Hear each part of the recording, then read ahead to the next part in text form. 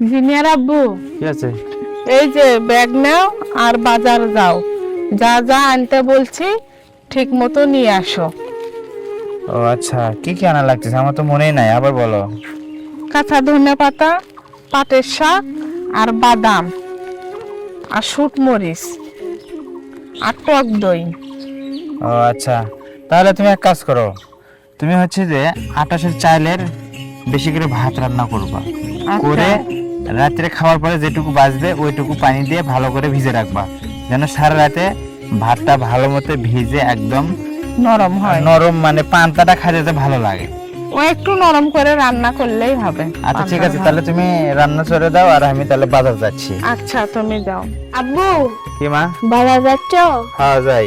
তাহলে মনে করে সবকিছু নিয়ে আসো। হ্যাঁ আচ্ছা রে মা, তুমি খাইতে চাইছো আর আমি নিয়ে আসবো না বলো? আজকে বাজার গেলাম না, হ্যাঁ শুধু তুমি বললে দেখে যাচ্ছি, না তো যাইতামই না। আচ্ছা তাহলে নিয়ে আসো। ও আমাকে খাইতে মন যাচ্ছে, যেহেতু 1 বছর আগে ওই পান্তাটা খাইছিলাম। আর 1 বছর আগে খাওয়া হয়েছে, কিন্তু আমি তৃপ্তি করে খাইতে পারি নাই জানো। মানুষজন বেশি না পায়, আত্মীয় স্বজনের কথা ভেবে একটু অল্প একটু খাইছিলাম, কিন্তু আচ্ছা যাই এবার হোক, খাবো। হ্যাঁ তাও যাই হোক অল্প কিছু নিয়ে আসি। আচ্ছা আচ্ছা। ঠিক আছে, তাহলে তোমার আম্মুর সাথে কাজে হেল্প করো আর সময় মতো পড়তে বসো। আচ্ছা।